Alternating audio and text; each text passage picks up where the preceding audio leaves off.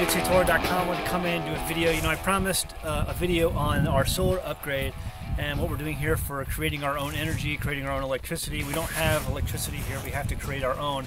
We're off the grid except for a phone line that we have running up and down the mountain that provides our DSL. But the way we power that DSL is with solar power. And so that's really it. Powers the router, the DSL modem, the phone that we have, and the cordless phone, and the wireless internet, and anything else we want to charge with our laptops or cell phones or our aquaponics system. That's all powered by solar, and so it's up to us to make our own electricity out here. And so I mentioned in a video we were going to do an upgrade, and so we did an upgrade on our current system and we added an additional system. And so I kind of want to just go through that with you and show you what we got. So what we did is we got a new inverter, a different inverter. This is a Samlex Power 600 watt inverter, and this is just for the aquaponics system here. The aquaponics system uses total about 300 watts of power, maybe a little bit less than 300 watts of power total of that greenhouse. And so this is a good enough inverter to provide that power, and so we decided to go with this inverter. But we were running for a while on just a Walmart brand inverter that provided for our needs, but we wanted to go ahead and get a better inverter, and so we got a new one for that. And then we have a breaker box we installed that we hadn't installed before, and so we went ahead and added a 30 amp breaker going to and from the batteries. And we also, what we did is I added another breaker in here. There was one breaker. It's a 12 amp breaker for the solar panels. I don't know if you can see that or not. There it says 12 amp, and there's two switches. There was only one in here, so I added a second one because I was wondering why I didn't think we were getting the power we were wanting to get out of the system. And so what we did on these panels over here is they were all in series together. And so what I decided to do was take these two, put them in series, take those two, put them in series, and then run them in parallel. And so I installed the other breaker, and now I have these two running to one breaker, and I have these two running to another breaker. And so each one of these panels puts out, if you haven't seen the other information we have out on this, each one of these panels puts out about 250 watts and about, I guess, let's see what it says on the back here, 250 watts and about 30 volts each, and about 8 to 9 amps roughly. And so we decided that we would go ahead and run these two in series, those two in series, and run them together in parallel. And actually that increased our power output. We're actually getting more amps now from this configuration than we were before. This was part of our upgrade too. We rewired this to a 24 volt configuration. Before it was 12 volt configuration. From what I was reading online, the research I did, people were saying it's just better to have your system as a 24 volt. They think you get more bang for your buck out that way, and I agree.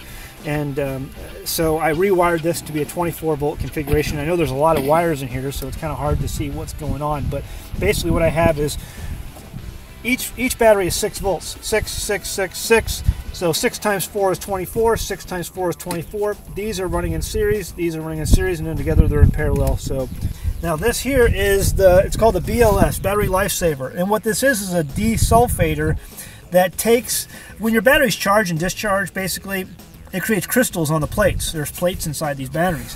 And some of the crystals don't always go back. The crystals form on the plates, and the whole point of recharging takes those crystals and turns them back into lead.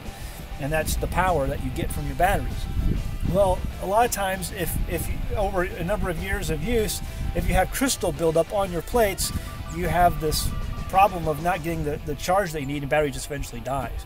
And so this desulfator, I had heard about this from another guy on YouTube, and was kind of interested, and so I looked it up, and there was a guy who told me, oh, there's no proof that these things do anything for your battery. Well, the reviews say otherwise. There is tons of reviews about this desulfator, this battery lifesaver is what it's called, and all the reviews, I mean, I think almost all the reviews I saw, and there were a lot of them, were really positive. And so I was like, I'm going to go ahead and try this. And so what we have here is the desulfator connected to the negative and the positive on these batteries. I have the negative at one end and the positive on the other. And so that's how it's hooked up. Just a real quick idea, I'm going to throw this chart up here for you. This is another guy's picture that he put on his video. And this is how he configured his system. It's also how our system is configured. It's a 24 volt system using 6 volt batteries. He just has an extra part of a bank of batteries that I don't have in the diagram. But it's a very good way to run and link up your batteries to the inverter and to the charge controller. And our system is set up exactly like this photo right here, except for the trickle charger that's mentioned in the picture. But other than that, it's exactly how I think you should wire your batteries, and all the research I've seen says you should do it that way as well. So anyway, that's the upgrade, the battery lifesaver, the desulfator on this system. That's the upgrade. I think it was a good purchase. It was about $100 I think for that desulfator, and like I said, the reviews were just phenomenal. I'm like, I can't you know, for the length of life you get out of your batteries for putting it on, I just figured we should do that. So that's part of the upgrade that we did, along with the breaker and then the rewiring of the panels. That's the upgrade for the aquaponics system. So let's go show you our new system. Okay, so our new system is this right here. Basically, we have two 250 watt panels, and we have a box right here. You see my father-in-law Tim is removing the top of. It's a waterproof container that he has siliconed and created a really nice home for the batteries that we've gotten for this.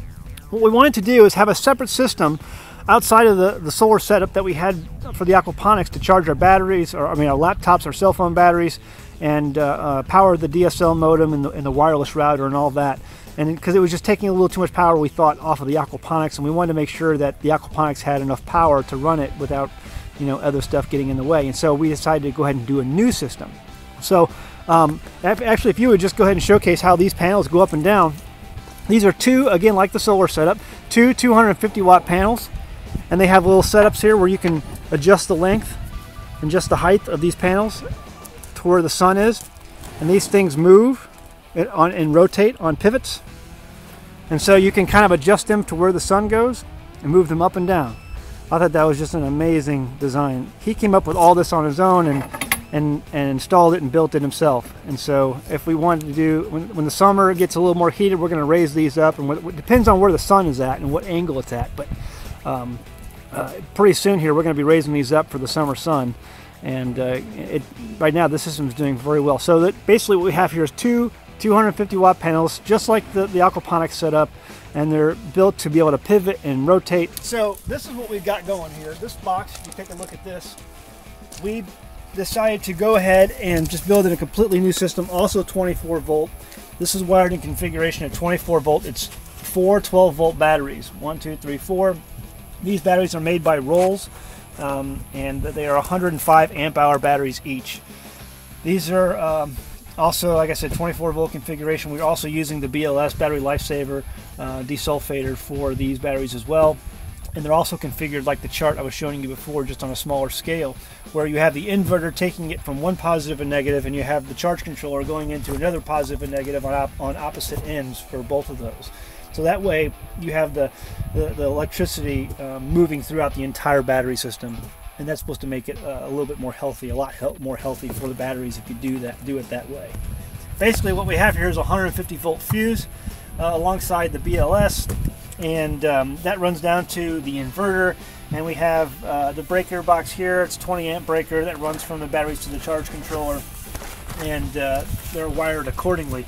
What we used here is another multi-point power charge controller made by Midnight Solar. This is called the Kid, and it's a smaller version of what we have over by the aquaponics, although it's almost just as powerful. This only allows power use of 30 amps, whereas the one we have over by the aquaponics allows the use of up to 96 amps.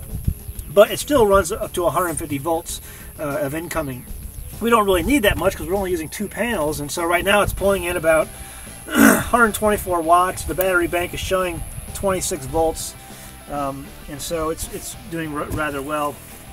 And you can kind of scroll through this thing. The menu is very easy to use, and it kind of shows you, let's see here. Yeah, the input right now is 58 volts. Battery settings is 26 volts. And so that's where the batteries are sitting. And so this stays charged pretty well. I've been pretty excited about the performance of the Kid, this charge controller, and this is brand new. Midnight Solar just came out with this system not too long ago. And I thought it was kind of neat how they created it, and just some of the internals and how they squeezed it all in one small package with a heat sink. And it's got a lot of great modern updates that allows you to maybe and we're going to maybe take advantage of this to allow you to monitor this over the internet. So we can hook this up to our internet, hook it up to the modem, and then I from anywhere can go and check the status of our solar setup here just by going online. It's just a basic simple setup in a watertight box, or airtight box, not airtight, but watertight box.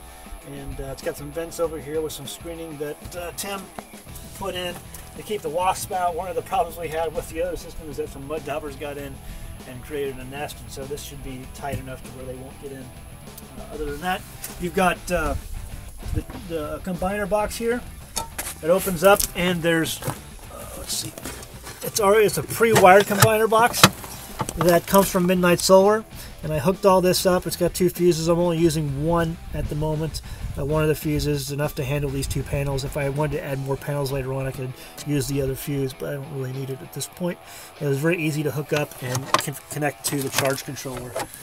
So anyway, we did this all on our own. We're not electricians. I'm not, an expert in electricity, but we did a bunch of research, and we realized we've made some mistakes along the way. We're probably going to make more, but I think we've learned a lot, and I think we're well on our way of being able to produce our own energy. There was a guy in town, a friend of ours, we've made, and he has given us a wind alternator, and I think at some point in time we get a lot of wind up on the mountain. And I think at some point in time we're going to be making a wind generator to allow to continue to give us more power. And, there are days when, there was days this winter we had 2 weeks, 3 weeks of no sun almost. And so it really was hard on the system. And we had to shut it down at some point because of that. And so I think if we had a wind generator going, that would allow us to keep up with the system and keep it going and keep the batteries topped off and keep them in float. And so I think we're going to probably do that and combine it with this. So we're doing research on that now and how do we build that and do it efficiently and cheaply and just get the most out of it. So that'll be another video, I guess, down the road. But this is what we got so far.